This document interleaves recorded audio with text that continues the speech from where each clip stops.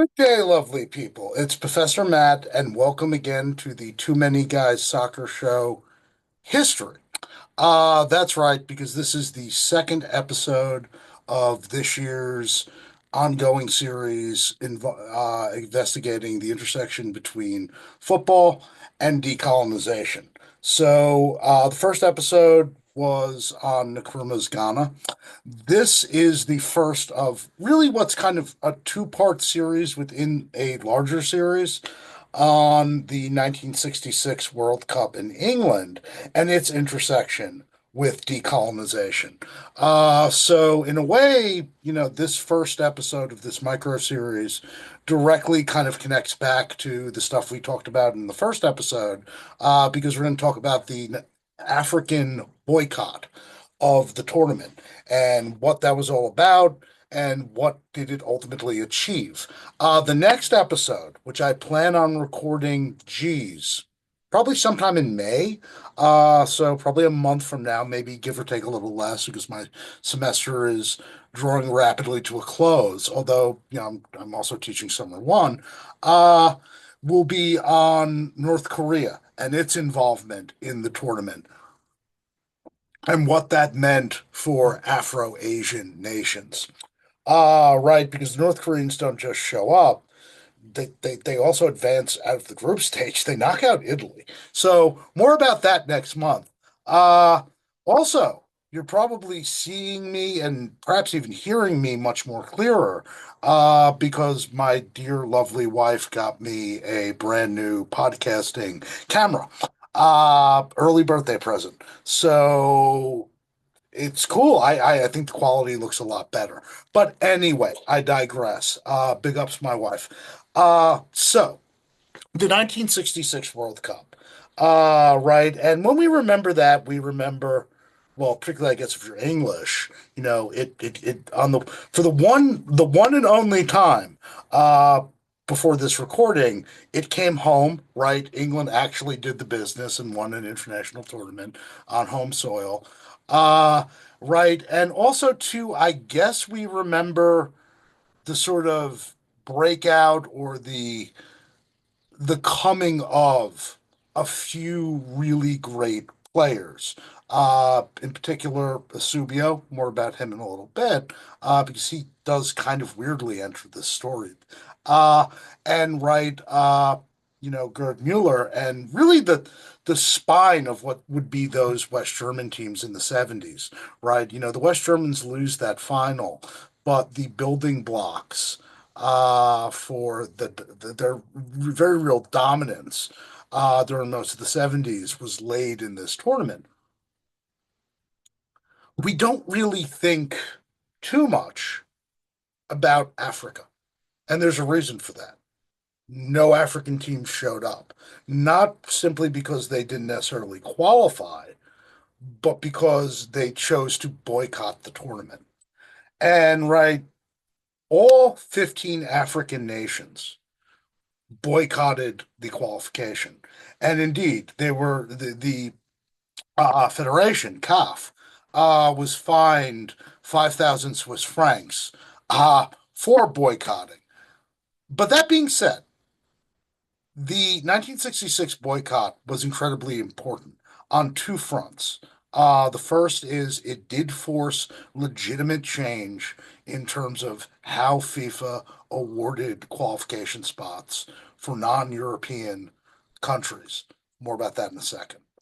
And it was the first major step in FIFA finally taking legitimate action in terms of punishing states, in this case, South Africa and also Rhodesia, who never actually achieved FIFA membership, but they were talking to them over the issue of apartheid and white minority rule. So, an event of importance, particularly in terms of, the development of the modern game. So, 66 is weird. So in one way, it's kind of the first bona fide decolonizing tournament, right? Because all of the World Cups before that point, Most of the Afro-Asian nations were either still colonies or they were just achieving independence. So by 1966, most of the continent of Africa is decolonized, at least formally, right? We talked about the issues of neo-colonialism. And ditto Asia, right? And yet, if you look at the tournament, with the exception of North Korea, which we'll talk about next time, it still looks very much like a colonizer's cup. And indeed, the colonizer of colonizers, England, wound up winning the whole thing. But like I said, the boycott that the African nations do is going to be incredibly important. Right. And I used the word colonizer's cup to describe the World Cup, which I think I've used on this podcast several times over the years. And, in a very real way, if you look at the roots of FIFA and the modern game internationally, it is set up, it was, forged in an era of imperialism by white dudes, a couple in particular, who had a very real, colonial white supremacist view of how the world should work. Indeed, Jules Rimet, the president and founder of FIFA from 21 to 1954, which, if you think about it, is kind of crazy, uh, had a conception of the world body of FIFA which followed a paternal and neo-colonial view of global development, in which economic and cultural hegemony radiated from a modern European center and a pre-modern third world periphery. And in his mindset, right, that's what FIFA and that's what, world football should look like. It's Europe is the center. Latin America, okay, you Uruguayans, you Argentines, you Brazilians, you can do your thing. You come to the big boy table. But Africa, Asia, and the rest of Latin America, so Central America, Mexico, etc. Yeah, you guys don't get to sit at the big boys, the big boys table because you're just like a bunch of little children, and you need to learn from us. And indeed, it's striking that when Jules Rimet finally steps down as president of FIFA, he hands the baton to a white dude, a Belgian guy and write ultimately two Englishmen, Arthur Drury from 1956 to 1961, and a guy who looms large in our story, a guy by the name of Stanley Rose. Right. And so FIFA, in the era of high decolonization, the mid 60s, is still being run like it was in like the early 20s. It's still, a very European, a very exclusive club. And indeed, the way that qualification was dealt out to these major tournaments reflected that. European nations had more spots than Latin American or, African and Asian. Uh, this, however, is a problem, particularly by the time you get to 1966, because the world is changing, right? The African Football Federation, CAF, was only at that time less than 10 years old, but it had grown remarkably, right? Because before CAF was in existence, the only African sides you had were Egypt, who actually shows up to I believe it's the 1934 World Cup. It might be the first one in 1930. I have to double check that. But there was Egypt, Sudan, which technically was governed by a combination of Britain and Egypt, and Ethiopia. Right. And that's it. That's literally it. Uh, in terms of, you know, non quote unquote settler state nations. Because right, South Africa was there, but they'll come into the story in a second. So yeah, the world by 1966 had changed. And indeed, it needs to be said, however, you know, uh, the former colonial powers, the people that were in charge of FIFA, uh, right? They were aware that these changes were in fact coming. Right as early as, hold on one second, haha, 1956, Gustav Wertken, who would eventually become the president of UEFA, warned FIFA's members were going to find themselves in an electoral minority, unable to veto the ambitions of these newly decolonizing countries. So at this 1956 meeting, closed meeting of FIFA, this guy, this Swedish dude, literally goes up and says, "Look, we have to be careful because if we allow, these African countries, these Asian countries in, all of a sudden it's not going to be the way it used to be." And right, it was not, oh, this is a good thing. This was a warning. This is a general warning to all assembled that look, the world is changing, and this isn't good for business the way we see it. And indeed, by 1966, change had to come. But, and this is the big but, FIFA st- was like, trapped in another universe. So the decision by CAF to boycott the 1966 qualification and the tournament ultimately, right, uh, was actually born in 1964. Because by 1964, you have, enough independent Afro-Asian states, right? And right, CAF at this time was largely, like we said in the last podcast, it was a vehicle. It was as much a footballing body as it was a vehicle to press forward notions of Pan-African solidarity and of, global, tricontinental, so Africa, Asia, Latin America, decolonizing solidarity. And so, even though CAF was independent, quote unquote, from these governments, we know that, politics and football go together like bacon and eggs. Uh, you know, Several African leaders, Nkrumah, who we talked about last week, Gamal Abdel Nasser, the president of Egypt, Ahmed Ben Bella, the president of the newly independent state of Algeria. More about that in a couple months. Right.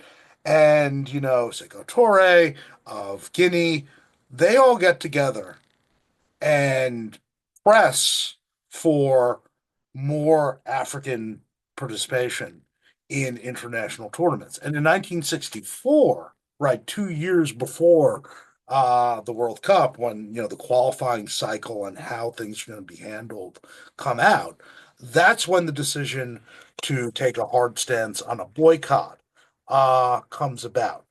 Because despite the fact that things were changing and changing rapidly on the ground, neither Africa nor Asia were granted any automatic qualification berths, which certainly by the mid 60s is psychotic. But, UEFA's executive committee considered, albeit later abandoned, the idea of pushing for a reduced number of participants in the final. So UEFA did float out the notion that they would have a reduced number of teams, and then at least some African and Asian teams would automatically qualify. And by the way, I did some digging on this. That motion was largely the byproduct of the Soviet Union and Yugoslavia, which makes sense. Right. Uh, However, nothing was ever changed. Uh, Indeed, the exclusion was institutionalized when part of the qualification, because right, so the decision to, ultimately boycott is 1964, like when it becomes clear that, this is the way the rules are. But just, 2 years earlier or, 3 years earlier, really, for the 1962 World Cup in Chile, the winners of Africa's one, you know, uh, the winner of African qualification, because only one slot, uh, was required to play a further qualifying match against a European team, in that case, Spain. So the winner of the African group was Morocco, who had only just become independent, what, 6 years earlier, and they came up against early '60s powerhouse when they decided to play people. Remember, Franco didn't always want to play people. Spain. Well, that's incredibly unfair, and indeed. So by 1966, what what FIFA agreed upon was there wasn't just going to be quote unquote one spot coming out of Africa. But effectively, it was going to be one spot. So you'd have three African group winners. So whoever came out of the three qualifying groups would then play the three Asian winners in a winner take all, like micro tournament. And then that one team would play either the last placed or playoff spot, European or South American. So even though technically by 64, FIFA's like, okay, well, there's not just one African spot, there's three. Ditto Asia. There's really not any, right? You would have to play. In the case of the Asians, it was either Europe, South America, or Oceania. So you had to play either the weakest link in South America or Europe, or whoever the frick won the Oceanian uh, side of things, right? And that's crazy. So, needless to say, CAF and the African states, particularly again, the sort of quote unquote Pan African progressive African states, they're furious. They're absolutely furious at this. Especially again for leaders like Nkrumah and Nasser and Bembella, who also see football and particularly the national team as a vehicle for selling their ideological projects of Pan-Africanism, Pan-Arabism, Arab socialism, Arab African socialism, and decolonization in general. You know, when Africa is there and Africa is winning, that is good. That is a reflection upon, quote unquote successful decolonization. If Africans are shut out, that's a real reminder that decolonization is not formal decolonization has happened, but the world is still a very neo-colonial place. And again, the World Cup as the colonizers' cup. So that was the main impetus for the boycott, right? Because the decision by CAF to boycott qualification starts after that FIFA meeting in 1964 when the new qualification guidelines come out. And it's really clear, it's abundantly clear uh, that the African nations are going to be shut out. But there's another side to this.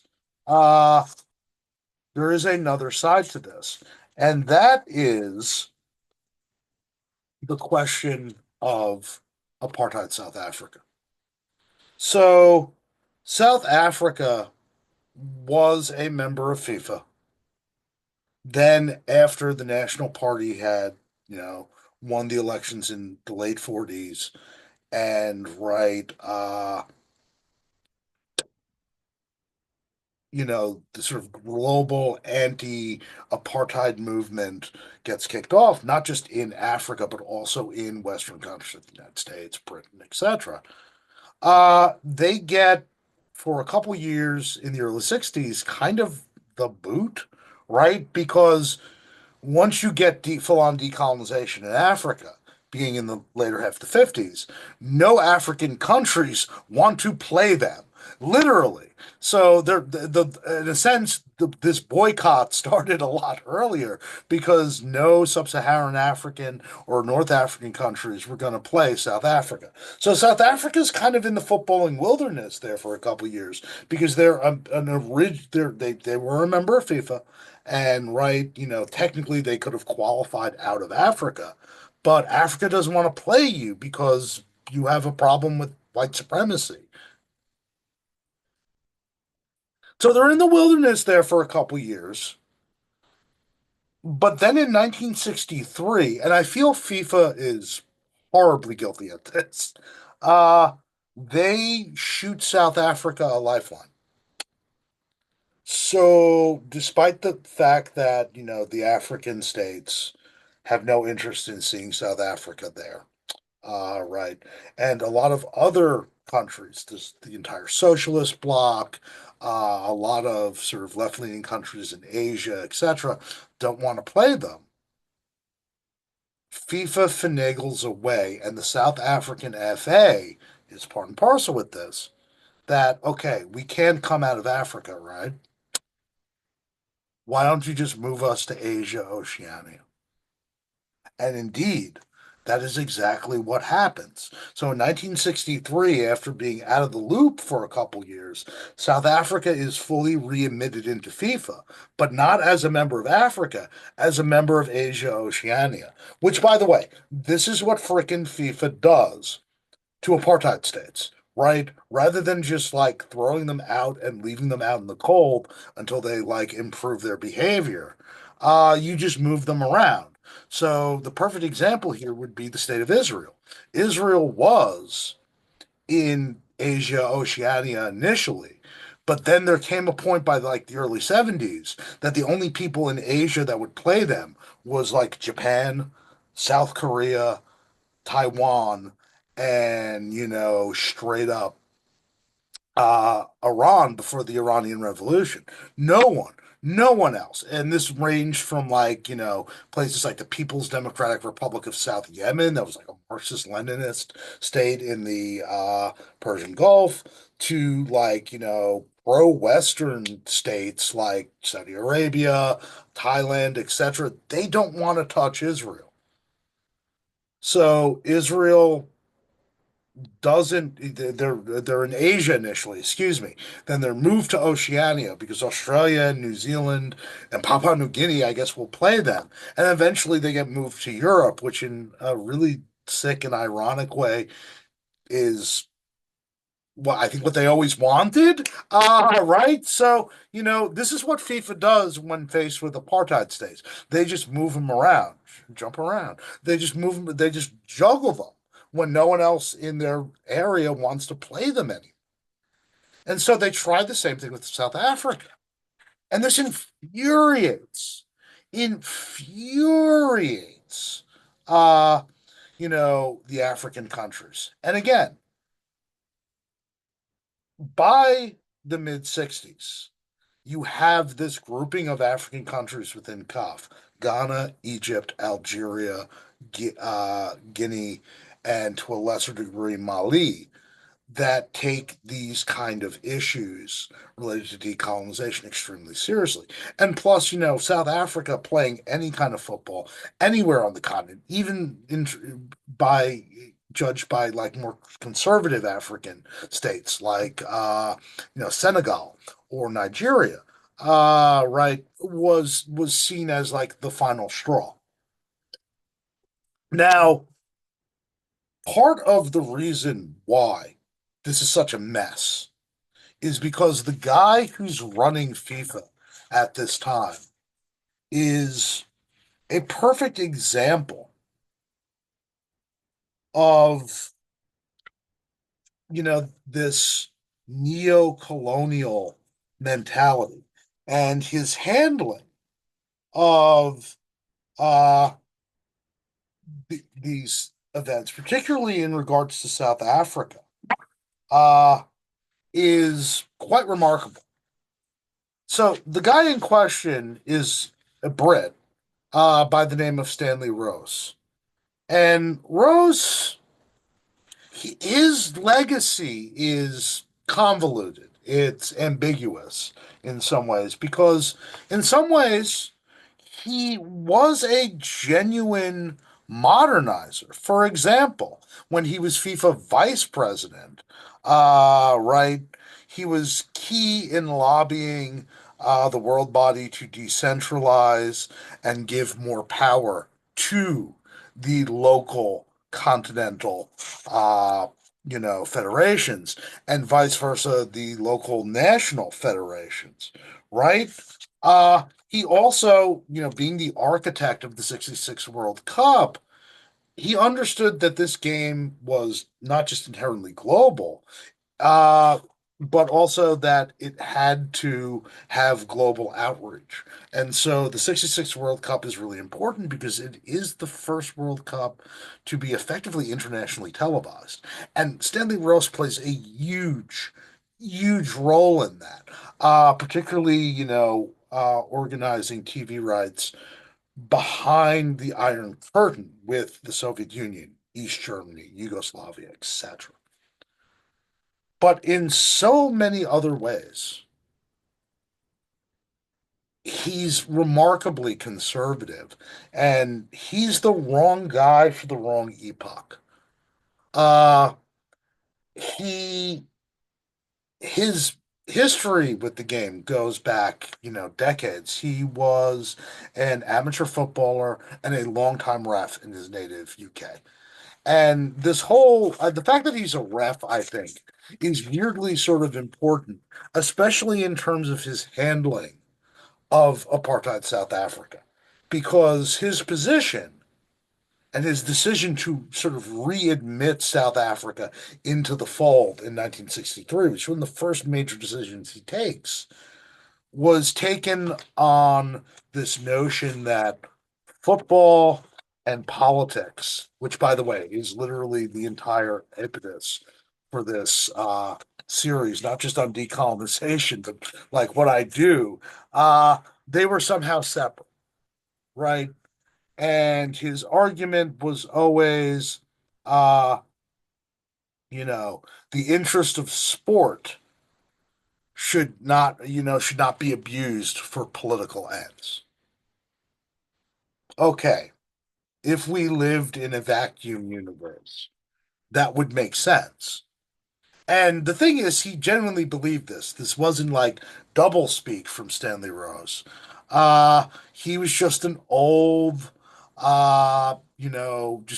was just an old ass, white dude who couldn't understand why apartheid South Africa playing in FIFA and being invited and being part of the global family of footballing nations could piss off Africans. He generally didn't understand that, right? And again, this comes from that very colonialist mindset.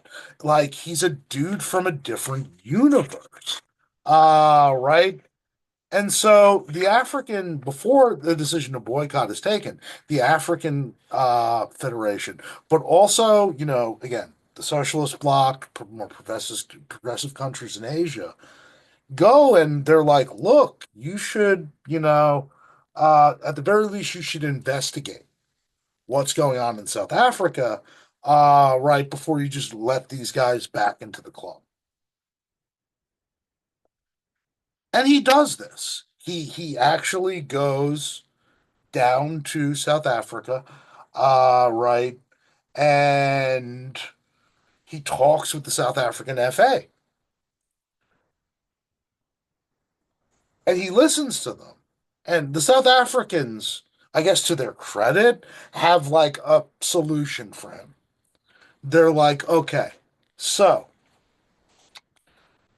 in our country, apartheid, it's separate but equal. We know that that is wrong. And indeed, most of the planet, including this fucked up country that I'm from, also understood that that was wrong. But again, this is the South African line of argument. In our country, things are separate but equal. And this is what we're going to do. In 1966, we will field an all white team in qualification. And then for the 1970 World Cup, we will field an all black team for in qualification. And Stanley Rose came away from these meetings with the South Africans and he was like, that's a fair solution, right? We'll have two straight up segregated teams because, segregation is separate is equal, right?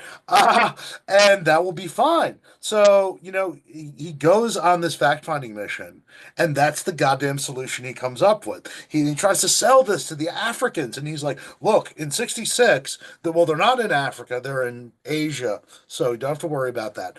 And in 1966, it will be an all white team, and then in 1970, it will be all black team. And the African nations just look at him and they're like, are you serious? Are you serious? And things don't get any better because in 1965, Rhodesia, which will eventually become Zimbabwe, where you also have a white minority who control all of the wealth and all of the political power in that colony, decide to, before Britain allows them to, declare independence and set up a white apartheid state of their own, which is recognized only by South Africa. Rose, and again, his own government, the British government, refuses to acknowledge Rhodesia's independence. They don't recognize them. Rose starts talking to the Rhodesian FA, right? And he has a similar solution. He's like, oh, well, South Africa, they're in Asia now. So you can be in Asia too. And you can field an all black team, I guess, for 1970 and an all white team for 1974. And it's all good, right? Segregation is cool. Apartheid is cool. And again, here's the sad thing about Stanley Rose. And this is what I mean wrong guy, wrong epoch. He genuinely, sincerely thought he was doing what he conceived was fair, right? He didn't want quote unquote politics to enter the game, and therefore his solution was, well, let's just move these problematic, FAs someplace else, and right, racism is bad, but if you field an all black, if you field two segregated teams, that somehow balances shit out. And so, needless to say, this won him no friends uh, in the world of international football, particularly an increasing a world of international football that increasingly was looking remarkably and radically different. And so at the center of all this, yeah, it's the African countries and their ambitions, which are lofty. Again, taking the sport and using it as a vehicle to accelerate, highlight, show the progress of nation building, of Pan-Africanism, Pan-Arabism, etc. And then you got this guy, this old British guy who's just so out of the loop and so out of touch with reality. Uh, a boycott was the only thing, it was the only logical thing for the African nations to do. And look, they get slapped with a fairly hefty fine. 5,000 French francs today doesn't seem like a lot. But in 1966, it was, and particularly for a confederation, which literally has just gotten started, right? Remember, COF is only formed in 1957, so they're less than 10 years old. So the 1966 World Cup happens. More about what actually happens next week, because someone does show up, which Stanley Rose is not entirely pleased with either. I should add. And right, there is no formal African participation. There is, however, African participation, right, because not all of the African continent has become even formally decolonized. Portugal, which at the time uh, was being led by a sort of clerical fascist light regime called Nuevo Ordo, the New Order, which sounds, well, is, a Post-punk band. Right. New Order. Right. They haven't decolonized. And in fact, they're fighting wars of national liberation. So they're engaged in counterinsurgency in their African colonies of Guinea-Bissau, Mozambique, Angola. And indeed, the Portuguese don't get up and leave until, this clerical fascist authoritarian regime is overthrown in the mid 70s. And, they get out. So the Portuguese team, by default, had African players, right? Because even though uh, in these Portuguese colonies, Africans were still treated like second-class citizens, etc., as we will probably talk about ad nauseum when we talk about France and Algeria in a couple months. Yo, if you can ball, the colonizer really doesn't care.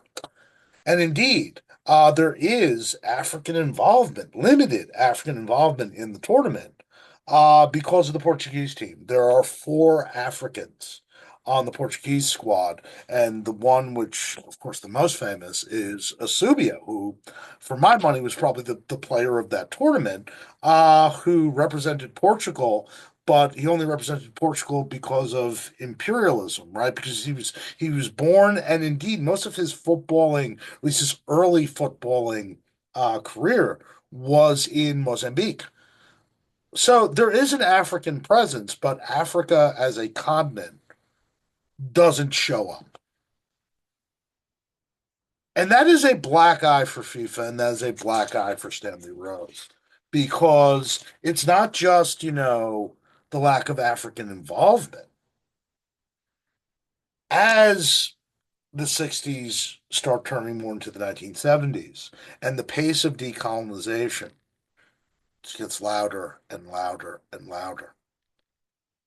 There are more and more voices, including coming from places like South America, that have been kind of cool with the way things used to be done, who understand that, look, we can't, this isn't business as normal. Right? We can't not have two entire continents with only one guaranteed and literally not guaranteed qualification. And the question of South Africa, even though they're now playing some in another confederation, that's a real problem because we're no longer on the side of global public opinion. And that's an important thing to stress with all of this decolonization stuff. None of these decolonization struggles are simply the colonizer, so let's say France, versus the colonized, Algeria, Vietnam, Morocco, etc. All of these struggles, all of these events are inherently internationalized. Imperialism and capitalism created an interconnected, globalized world. And so, too, when, imperialism was challenged anywhere, these struggles were explicitly internationalized struggles, right? One can only think of our own experience in Vietnam. We lost the war in Vietnam, not even so much because the Vietnamese beat us, right? Or we lost on the battlefield. We lost global public opinion, including public opinion in our own country. Well, this is what FIFA is dealing with post 1966, right? They're totally out of step with global public opinion. And it's not just like the socialist states in Eastern Europe that are making, noises and being fussy. It's, Asia, it's Africa, it's increasingly now South America as well. And public opinion within these Western European countries too, right? Because by the late 60s and 1970s, there's a large, well organized anti apartheid protest movement in Western Europe, particularly in Britain itself. So, change, it does come. It does come. The first step is 1970, where FIFA finally acknowledges that there has to be guaranteed direct paths. for Afro-Asian teams. And indeed, and it's only just the winners of their continental tournament. So in 1974, uh there will be guaranteed African and Asian precipitation. So it starts small, but that's the beginning. And that's sometimes the small steps are important because you look at the tournament that's going to be happening in this country next year with the expanded field and how many Asian and African teams are actually going to be represented, right?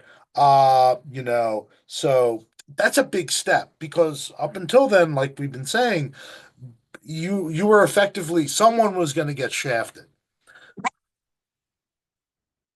The other major step that occurs uh, is in 1972 when Rhodesia, that had never joined FIFA, but who FIFA was talking to, those conversations end.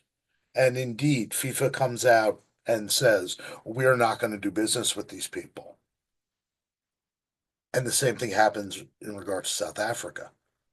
The pressure from the Afro-Asian states, but also the socialist countries in Eastern Europe, and much to Stanley Rose's chagrin, even the British government gets to the point where FIFA says South Africa, until you democratize, until you tear down, you know, this, quasi-fascist apartheid regime, you don't get to play. You can't play anymore. And indeed, they are thrown out. They're shown the boot, and they're not readmitted back in until after the apartheid regime is dismantled, and South Africa has its first free, genuinely free and fair general elections. So that's a big deal. By literally the early 70s, the main goals of the boycott have been achieved. And the guy who, at every step, attempted to stymie, or again, in the case of South Africa, Stanley Rose was like, here's gasoline. I'm going to chuck this on a fire, make things worse. He's going to be out the door too. So in 1974, there is excuse me, in 1972, Stanley Rose attempts to host uh, an amateur tournament uh, of big footballing nations. And he invites England, West Germany, France, and Brazil. Okay, so you have four nations. Three of them are profoundly Western, not even just European. They're Western European. The Soviet Union wasn't even asked to show up, right? No commies allowed. And frickin' Brazil. Simply, I would argue, because by that time, Brazil was already a brand, right? Pele had happened already. Brazil was a brand. So if you want interest in this weird tournament, Brazil's gonna have to show up. João Harberger, who is in charge of the Brazilian FA, pulls Brazil out on principle because his argument is, if this is the best tournament in the world, then why are there three Western European teams and only one non-European or non-Western European team in the tournament? He pulls he pulls Brazil out. And this is big because in just a couple years, FIFA's going to elect a new president, and the head of the Brazilian FA is already kind of putting his feelers out to the rest of the world, to the Afro-Asian nations, to the Eastern Europeans, etc., saying, look, if you elect me, FIFA's next president, we're going to democratize, we're going to diversify this organization. It's not just going to be the old colonizers' way, the old colonizers' cup anymore. Things are going to be different. And he does such a good job of that. And Stanley Rose, being Stanley Rose, manages to actually make himself even more unpopular. Uh, because he sanctions a series of events, which I will dedicate a full podcast to. Probably not this year, but maybe next year. Well, I'll definitely do it once this series is over. So after 1972 and the humiliation of Brazil pulling out, João Harlage has said, "Look, I'm pulling out and I'm coming for your job, Stanley." In 1973, a democratically elected socialist government in Chile is overthrown by the Chilean military in a CIA-backed coup. World Cup qualification. So in 1974 World Cup, the last European slash South African spot was a playoff. So the two weakest links would play one another. And those two teams, nations, were Chile, who's now under a violent right wing military dictatorship, and the Soviet Union. You can see where that already is a problem. Right, because Allende, even though he's democratically elected, even though he was not really a Marxist-Leninist, but he was a socialist, he was the USSR's friend. And, the Pinochet regime that takes over afterwards, they're not the Soviet Union's friend.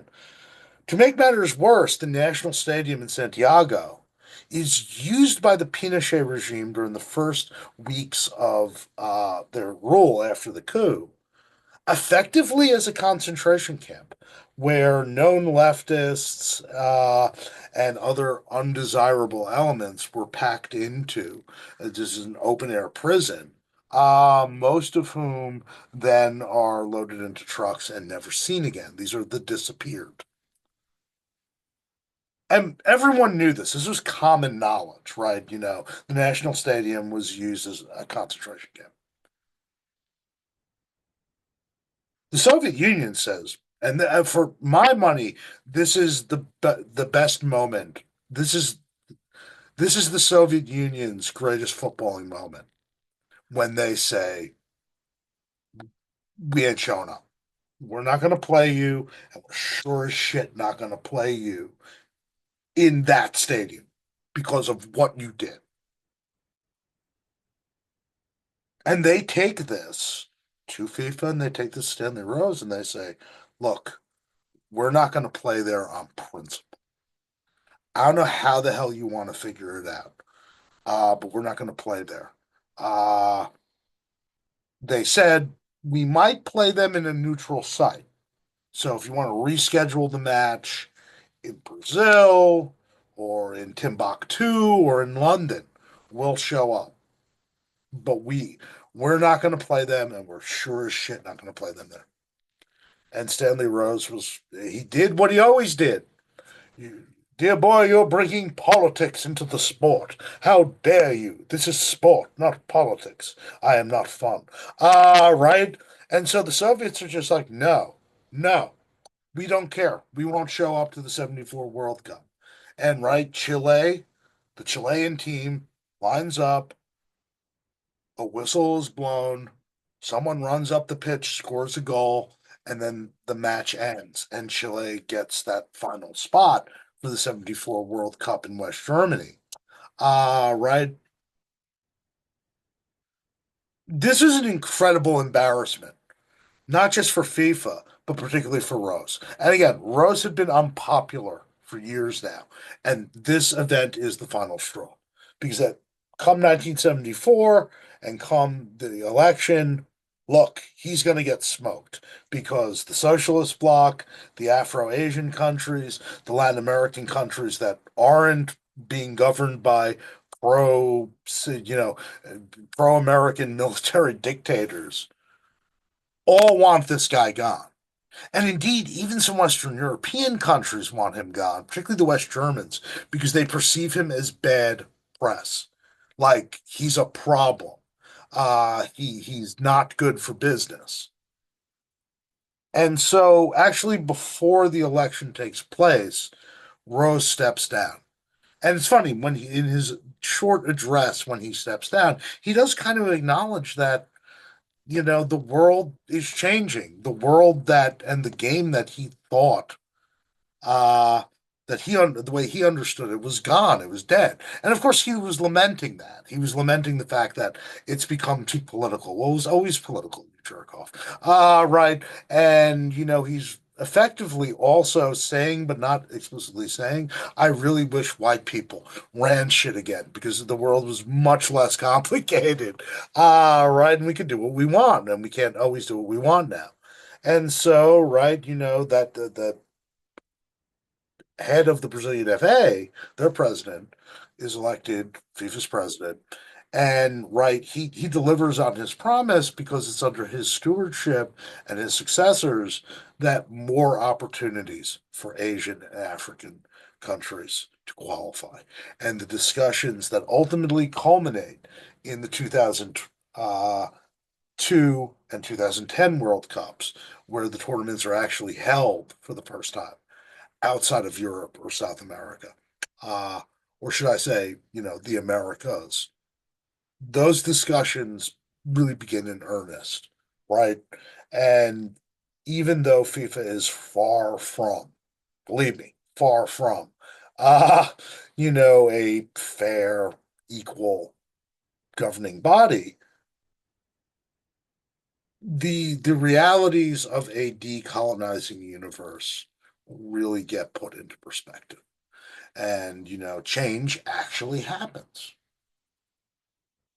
So the boycott in 66 is incredibly important because the World Cup, as we now know it, and certainly as we're going to know it in a year, with the expanded field, with more guaranteed spots for Africa, Asia, etc., that's impossible in a way without the boycott of 66. Because despite the fact that when we think about this tournament now, again, we think the England finally delivering. We think, the early salvos of that West German team. We think of Subio, which is weird because he's like the African guy by default at the tournament. That tournament was shaped by the forces of decolonization. The African boycott achieved at least the beginning of the tearing down of this Eurocentric uh, version of FIFA, which had been FIFA since jump.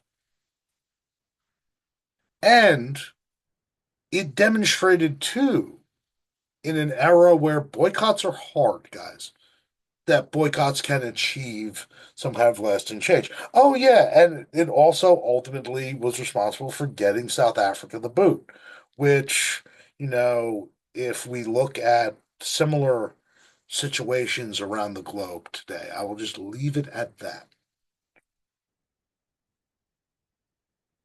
Nations that deny the rights of their own citizens can be held accountable in the world of sport. And indeed, South Africa was held responsible. And Rhodesia was asked not to show the F up, right? Uh, so the African boycott is incredibly, incredibly important. And next time, we'll talk about another aspect of that tournament, which is also incredibly, incredibly important. Because Africa doesn't show up, but Asia, that technically gets one spot, but not a guaranteed spot, they do. And it's a country which causes a lot of people at that tournament, particularly the host nation, because they don't recognize their right to exist. A lot of agita.